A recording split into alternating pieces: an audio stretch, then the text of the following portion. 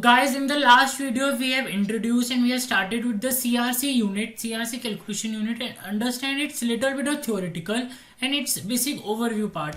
Now I am going to talk about its CRC calculation unit in our STM32 microcontrollers and its introduction. So as I have told you, CRC for a 32-bit Leica register, we use this function, the function which is used for CRC mapping for calculating a checksum value is this function. Okay, so that is also same for our STM32 microcontrollers. It's in a single input output 32-bit data register. As in the case of 32-bit data register, our probability has been reduced very high amount. So we have 32-bit data register for our CRC. And the CRC computation, like the time taken to calculate this CRC value, checksum value, it roughly takes about 4 clock cycles, 4 AHB clock cycles. AHB is the our EMBA protocol bus.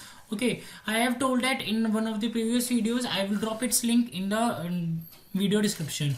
Okay, so moving forward, it's its block diagram is very simple. We just simply input the data register input, then the CRC computation take place in the AHB's 4 AHB clock cycles, and then data register is output. Okay, 32-bit write access. So CRC registers are also very much simple. This peripheral is very simple. Just a one data register, 32-bit data register. We simply put on our input value to these data registers, whatever the value is. Whether it will be, if we have a 8-bit data, then we will only fetch the 8-bit data, and the remaining will be 00. Remaining bits will be 0. If we have 32-bit, then we will simply input the 32-bit data value. Okay, and the independent data register can be used as a temporary storage location for 1 byte. This register is not affected by CRC reset. That is when we have for storing up, for backing up our calculated values. Okay, so it's an independent data register, and this one is the control register for our CRC, for just simply enabling or disabling it. Not for enabling or disabling. The enable and disabling of CRC is done by each peripheral, by each communication peripheral. Like if I go for SPI, okay, so let me just navigate to my SPI protocol. Now in the SPI file, if you go to its registers, SPI registers, then you will see that in its register only we have a function like SPI control register and SPI CRC transfer next. So these are the functions and the hardware CRC calculation enable. So by using these bits of our each SPI, CAN, USB, all these have CRC enabling and disabling units, bits by which we enable our CRC. Then we fetch data to these CRC calculation registers, which are mentioned over here. Okay, the CRC independent data register and CRC data register, and our final we get the checksum value and we add on that to our transmitted data.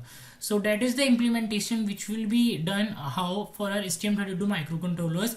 I will be showing you this part on how to do this when I will make the device driver for SPI protocol. Okay, those videos will be coming just shortly. So in this couple of 2 videos for the CRC, I hope you get an overview that how exactly CRC works and why do we need it, especially for our communication protocols, like in the case of IoT modules or for in the onboard modules also. Okay guys, so that's it for this video also for STM32 microcontrollers. Now in the upcoming video, I am going to start with the SPI peripheral of our STM32 microcontrollers, and I will be also making uploading some videos on these STM8S microcontrollers also for the UART and SPI. And I have also started working on this SPI flash chip memory modules, of which I will be making application code for AVIA microcontrollers, for STM32 microcontrollers and STM8S, and all those will be shared on the channel in the next upcoming weeks. Till then guys, stay tuned for this such amazing videos on the firmware development, and to learn and to understand that how exactly do we develop our own firmwares from the device driver to application code to proper HAL, so that we can customize our codes according to our needs. So that's it for now guys. I hope you enjoyed the video. So if you enjoyed it, Please subscribe to the channel. Stay tuned for the next upcoming videos by subscribing to the channel and by pressing the notification bell to get notified. Okay guys, see you in the next video.